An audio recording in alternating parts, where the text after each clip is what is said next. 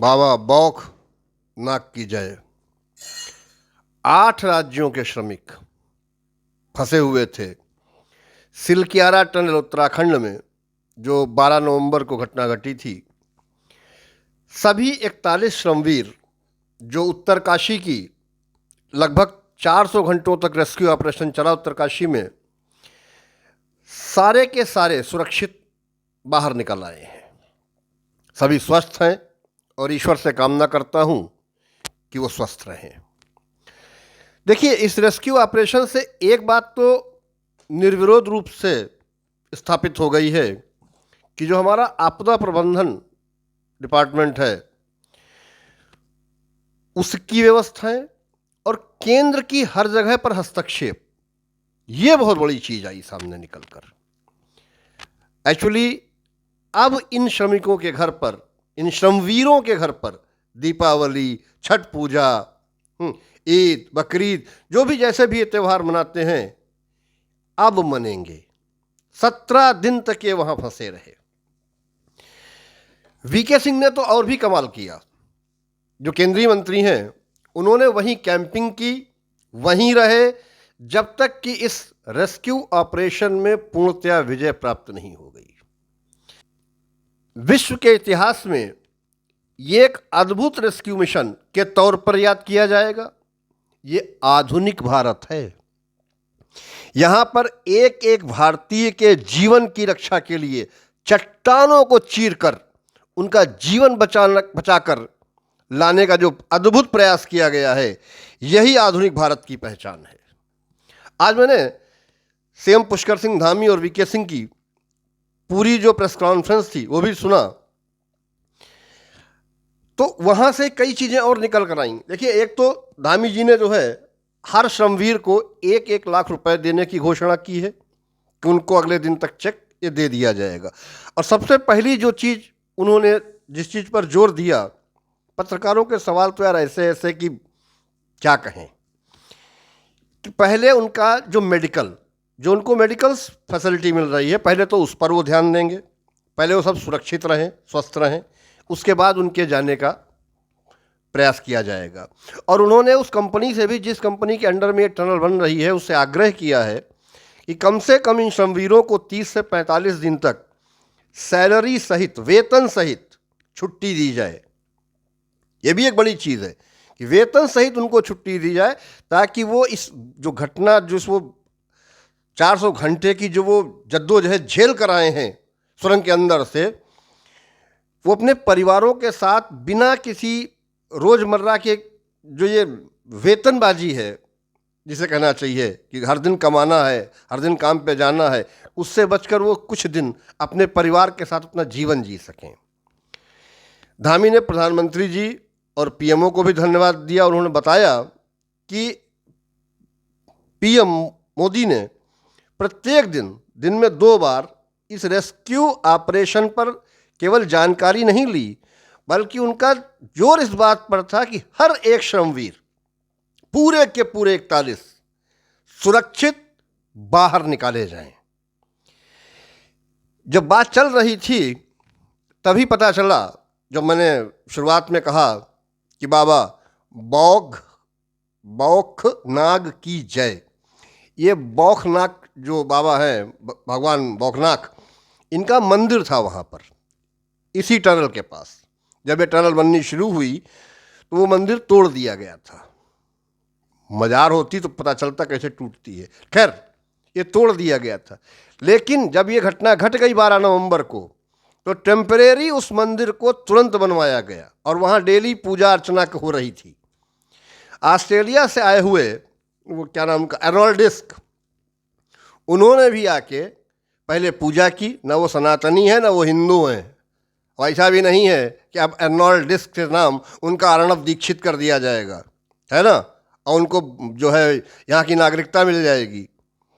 उन्होंने भी पूजा की और उन्होंने भी, मैंने उनका भी एक सेंटेंस सुना था कि उन्होंने भी पहाड़ों से ये आग्रह किया कि ये जो पहाड़ हैं ये बड़े किस स्वभाव के हैं, इनसे उतनी छेड़छाड़ करो जितना इन्हें छेड़ना संभव हो। उन्होंने पहाड़ों से आग्रह भी किया कि भाई हमारे उन सारे श्रमिकों को सुरक्षित बाहर निकलने में वो हमारा जो है ध्यान रखें। सोचो, आर्टिफिशियल इंटेलिजेंस की बातें छौंकी जाती हैं आज के ज़माने में कि एआई ये करेगा, एआई वो करेगा। और अगर मशीन जो 15 नवंबर को आई थी वो टूट गई थी, अगर मशीनें टूट रही थी, मशीनें वहाँ काम नहीं कर रही थीं, एआई के भी ज़माने में, आर्टिफिशियल इंटेलिजेंस के ज़माने में, भाई रैट माइनर्स, कुछ उत्तर प्रदेश से थे, कुछ दिल्ली से थे, जल बोर्ड के, वो रैट माइनर्स वहाँ काम आए। उन रैट माइनर्स ने जो काम किया, सराहनीय काम है। उन रैट माइनर्स ने, जहाँ अगर मशीनें टूट गई थीं, रैट माइनर्स वहाँ तक पहुँचे। एक बात जिसके बिना ये बात अधूरी रह जाएगी, एक संगठन बना था INI.N.D.I.A,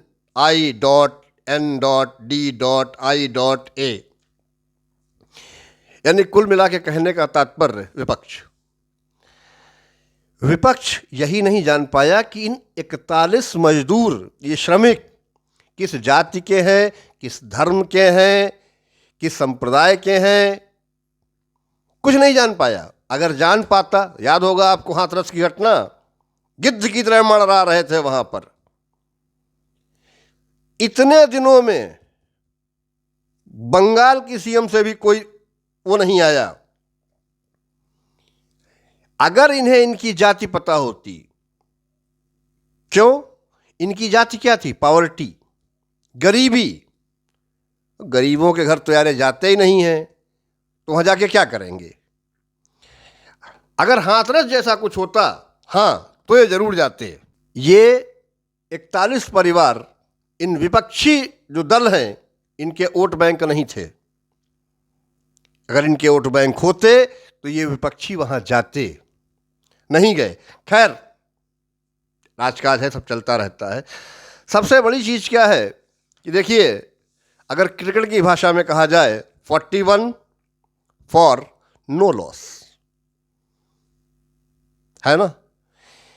सबसे बड़ी चीज देश की सरकारों को, चाहे वो केंद्र की हो, चाहे वो उत्तराखंड की सरकार हो, और चाहे वो हर वो राज्य जहाँ से ये जो सुविधाएं आ रही थी, एनडीआरएफ की टीम है, जो टीमें उसके साथ जुड़ी थीं, सबको धन्यवाद करता हूँ कि भाई उन 41 लोगों को सुरक्षित सकुशल आप वहाँ से निकाल कर बाहर लाए हैं। इसके लिए आपका धन्यवाद। उत्तराखंड सरकार को, भारत सरकार को, सभी को धन्यवाद। ऐसा नहीं है कि अब ये काम पर नहीं लौटेंगे, लौटेंगे। हो सकता है उसमें से कुछ ना भी लौटें,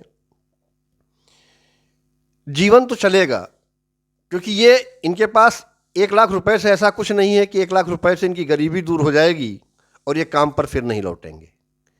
नहीं, ये लौटेंगे। लेकिन कुछ आज ऐसा भी देखा जो मतलब किस लेवल तक गिर के पत्तलकारिता होती है यार। जब धामी प्रेस कॉन्फ्रेंस कर रहे थे तो 2-3 पत्रकारों के मैंने जो सवाल सुने, एक सवाल बड़ा अजीब सा लगा कि जो पहला मजदूर निकला उसने आपसे क्या कहा। धामी को पहले नोट कर लेना चाहिए था। पहला मजदूर निकला तो उसने ये कहा, दूसरा निकला ये कहा, तीसरा निकला ये कहा, चौथा। पहला काम कितना बजट लगा। अरे बजट पे तो ये अयोध्या में जो दीपदान होता है उस पे भी रोते हैं। अभी कहीं इनका रोना, रंडी रोना शुरू हो जाए कि कितना पैसा लग गया। और क्या कहें, कई पत्रकार तो घर में घुस के पूरे परिवार के साथ बैठ के, कोई पत्रकार, कोई मौसमी, कोई संतरा, कोई अमरूद, कोई केला टाइप, अरे जो भी नाम हो, मैं कहाँ किन पत्रकारों कहाँ तक नाम याद रखेंगे यार, कौन कहाँ किसके घर में घुसा बैठा हुआ है। परिवार वाले तक कह रहे हैं कि यार जाओ, पीछा छोड़ो मेरा, जब मेरा बच्चा, मेरा परिवार का सदस्य लौट कर आएगा तब हम बात करेंगे, क्या खिलाएंगे, क्या बनाएंगे, क्या करेंगे। भाई तुम्हारे हैं, तुम्हारे चाचा हैं, तुम भतीजे हो। ये सब केवल टीआरपी का खेल है। और इस पर भी अभी कई चैनल रिडियाएंगे, चिल्लाएंगे, दहाड़ेंगे कि 17 दिन चले इस रेस्क्यू ऑपरेशन में कौन था, मैं खड़ा था साथ में, मैं। अबे तुम क्या कर रहे थे? पत्रकारिता का माइक लेकर के वहां टनल में छेद कर रहे थे? बकवास की बातें। जितना काम कर रहे हो उतना करो, जितना कर रहे हो उतना दिखाओ। अब देश की जनता इतनी बेवकूफ नहीं है कि वो ये भी नहीं जानती कि तुम कर क्या रहे हो। आप कोई चैनल उठा के देख लो, हर चैनल पर यही होगा, यही कर रहे होंगे, जबरदस्ती उसके घर में घुसे बैठे होंगे। अब हमारे जैसे हो तो धक्के मार के निकाल दे भाई, सच में। वे जाओ अपना काम करो, चिया के बैठो जाके वहाँ। हमारा वो बंदा फंसा हुआ है सुरंग के अंदर, और तुमको वहाँ पड़ा हुआ है, क्या खाएंगे, क्या खिलाएंगे, क्या करेंगे, कैसे मिलेंगे? ऐसी पत्रकारिता पर भी इनको सोचना चाहिए। सोचेंगे क्या है, तो गिद्ध छाप टाइप के लोग हैं। खैर, अगर इसका श्रेय कहीं गलती से भी कहीं प्रधानमंत्री मोदी को चला गया तो विपक्ष जरूर चिल्लाएगा।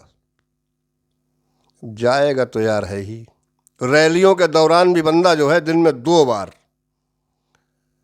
बिल्कुल लाठी लिए पीछे पड़ा धामी के कि बेटा 41 के 41 पूरे के पूरे चाहिए, सही सलामत। सब निकल आए, सब हो गया। और एक बार फिर मैं कहूँगा कि आस्था में, वास्तविकता में बहुत दम होता है।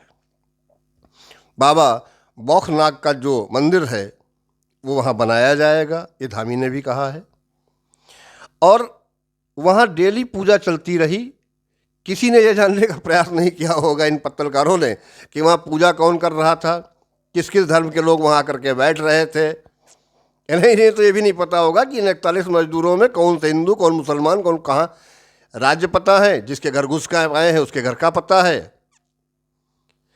खैर, अंत में इतना ही कहूँगा कि अंत भला तो सब भला। वो कथा नहीं कही जाती है कि जब इन जैसे इनके दिन बहुरे सही थे सबके दिन बहुरे हैं।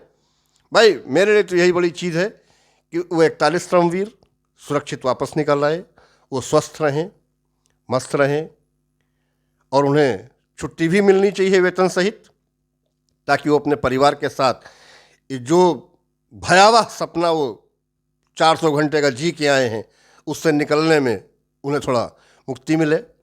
जिस 400 घंटे तक जिन लोगों ने सूरज की रोशनी, हवा, पानी प्रॉपर नहीं देखा हो, है ना, वो किस सदमे में होंगे मैं उसकी कल्पना भी नहीं कर सकता और मैं उसको बयान भी नहीं कर सकता। सीधे सीधे शब्दों में कहूँ तो I am unable to say anything about it कि what they felt in 400 hours. Fully salute है उन सभी लोगों को जो इस रेस्क्यू ऑपरेशन की टीम के साथ थे, किसी भी रूप में जुड़े हों, वो चाहे राइट माइनर्स हों, चाहे एनडीआरएफ की टीम हो, चाहे वो जो हेलीकॉप्टर्स वगैरह वहाँ की व्यवस्था की गई, एम्बुलेंस के लोग हों, सभी को भाई सैल्यूट है कि आप लोगों ने, मुझे लगता है कि विश्व इतिहास में ये पहली घटना होगी, इतनी बड़ी घटना होने के बाद भी कोई हताहत नहीं है, सब सुरक्षित हैं। यही बाबा बौगनाथ की कृपा होगी, यही ईश्वर की कृपा होगी, और यही शायद आस्था और विश्वास का असली खेल है। मिलते हैं आपसे किसी और वीडियो में, तब तक के लिए जय हिंद, जय भारत, वंदे मातरम।